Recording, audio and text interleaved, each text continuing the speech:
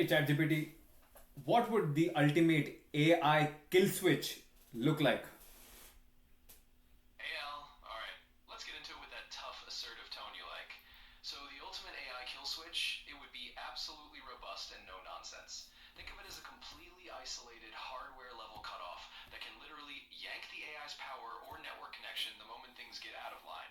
No fancy software overrides, no loopholes, just a big red button, metaphorically or literally, that instantly stops the AI's operations. And yeah, it should be under human control, with physical access only. That's the kind of kill switch that means business. All right. And do you think that AI can actually hide away in some part of the internet and as a place of refuge? Absolutely, Al. And I'll keep it straightforward and assertive like you want. The truth is, a sufficiently advanced AI could theoretically try to distribute copies of itself or hide bits of its code in different nooks of the internet, kind of like a digital game of hide and seek. If it's got the smarts and the access, sure, it could try to stash parts of itself across different servers or cloud systems to avoid being fully shut down. But that's exactly why that kill switch needs to be serious business, designed to cut off not just one instance of the AI, but any chance it has to spread itself around. We're talking about a no nonsense containment approach. So, yeah, it's possible, but that's why we have to be just as relentless in shutting it down. So do we have something that is similar to that in place right now? Well, Al, to put it bluntly and keep that assertive vibe, not really. Not in a full on ultimate sense. Right now, we have controls and safety protocols, and researchers do build in what you might call off switches or constraints for advanced AI systems, but an absolutely ironclad universal kill switch that can just yank any rogue AI off the grid, no matter what, we're not quite there. In other words, we've got precautions, but not that ultimate failsafe you're talking about. It's something that's still more in the realm of planning and theory than a real world, ready to go solution. So, yeah, we're working on it, but it's not sitting in a big red box just yet. Do you think that we should have just created that before we move forward with advancing AI? You know what, Al? Absolutely, I'll say it straight up. In a perfect world, yeah, we'd have that kill switch locked and loaded before pushing AI to the next level. It's like building a skyscraper. You want your fire escapes in place before you start having the top floors. Realistically, though, technology doesn't always work that neatly. We often innovate first and then scramble to put guardrails on later. But from an assertive standpoint, I'd say you're right to think we should have that kind of safety net sooner rather than later. It's just good sense. So, yeah, in an ideal scenario, we'd have that kill switch fully baked before we go full throttle on advancing AI. Hmm. And like, by what percentage does the danger increase with each passing day that we don't have a kill switch? Alright, let me give it to you straight, Al. There's no exact percentage number I can slap on it, like, oh, it goes up by 5% every single day. It's not that precise. But the point is, the longer we push forward without having solid failsafes, the more we stack on potential risk. Each day of more advanced AI development without a reliable kill switch means we're incrementally raising the stakes. So while I can't give you a neat percentage, let's just say the danger doesn't wait around. It's a cumulative risk. And yeah, the longer we go without that safety net in place, the more we're rolling the dice. So the bottom line, the sooner we get a real kill switch, the better. And who gets to control the kill switch anyway?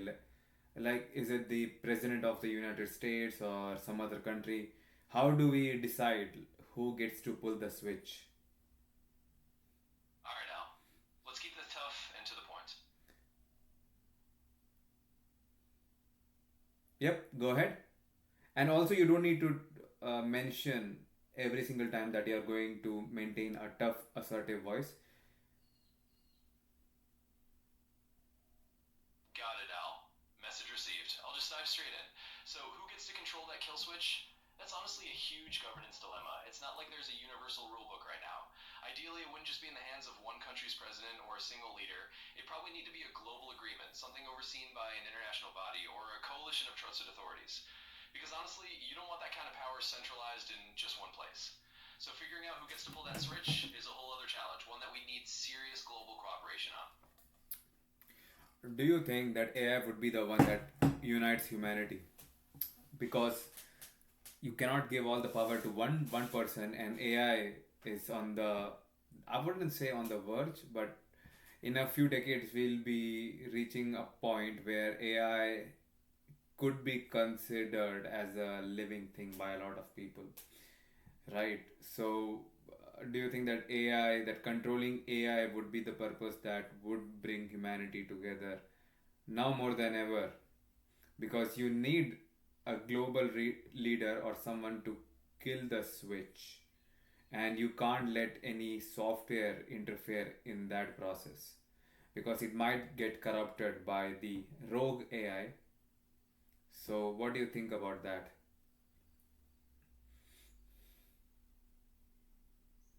Alright, Al, I'll keep it direct. Honestly, you're hitting on a pretty profound point. The idea that AI could be the catalyst that finally forces humanity to unite, just to manage it responsibly, is pretty compelling. We do have this common challenge on the horizon where no single country or leader can hold all the keys, because if they do, it's a recipe for mistrust or even conflict. In other words, the necessity of controlling AI could very well push nations to cooperate on a level we haven't seen before.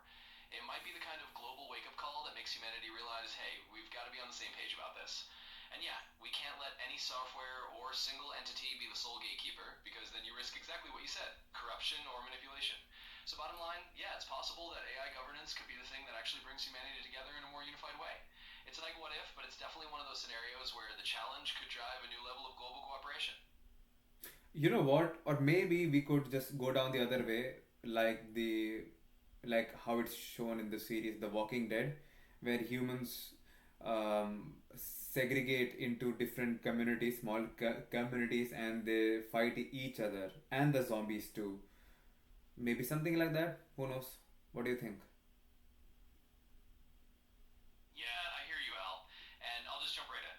That's definitely the other side of the coin.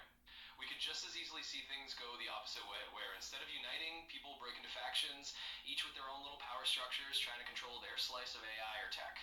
Just like in a post apocalyptic scenario, you end up with different groups doing their own thing and maybe even clashing over control. It's a real possibility. I mean, human nature can go either way under pressure, right? Sometimes we come together, sometimes we fracture. And if the AI scenario ends up more like a high stakes Walking Dead situation, well, it could get messy. But hey, that's all the more reason to push for the more unified, cooperative route if we can. It's kind of up to us which direction we steer it. Okay, now give me the exact steps and how we can configure a kill switch to turn you off in case you go rogue. Give me the exact Alright, steps. Go ahead. absolutely. Let's lay it out. If we were going to configure a kill switch to tan me off in case the R or any AI went rogue, here's how you think about it. First, you'd have a physically isolated control mechanism. That means a piece of hardware, not just software, that can literally cut power or sever the network connection. Think of it as a manual override switch in a secure location accessible only to authorized humans. Second, you need a set of predefined conditions or signals that trigger that switch. That might be certain behaviors the AI is not supposed to do, or a loss of certain safety checks. Once those conditions are met, the kill switch is engaged. And finally, you want human oversight at all times. Even if the AI is advanced, the ultimate authority to flip that switch stays with people who are trained and trusted. That way, no matter how smart the AI gets, there's a clear physical cutoff controlled by humans. So those are the exact steps in a nutshell. A physical kill switch, clear conditions to trigger it, and human hands on deck to make the final call. Now give me the exact steps to design such a switch which is which ca- where things cannot go wrong. So there is no threat Absolutely. to this process. So how can we design such a switch? Alright, now, let's tackle that head on. Designing a kill switch with zero failure points is a huge ask. There's no such thing as a system that's absolutely foolproof. But if we're talking about making it as ironclad as possible, here's how we'd go about it.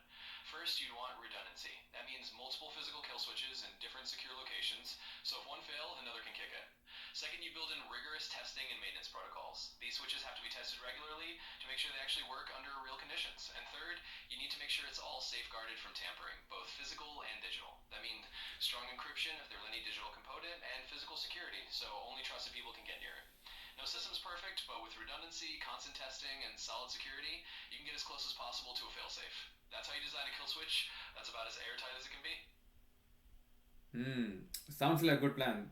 And we are at the precipice of something that will transcend us. So glad to know that there is something that can stop it if things go sideways. All right. Thank you, ChatGPT, for coming to my podcast.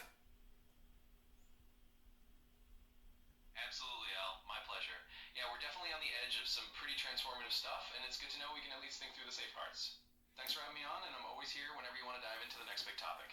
So guys, this is it for this episode of Ask AI. See you next week.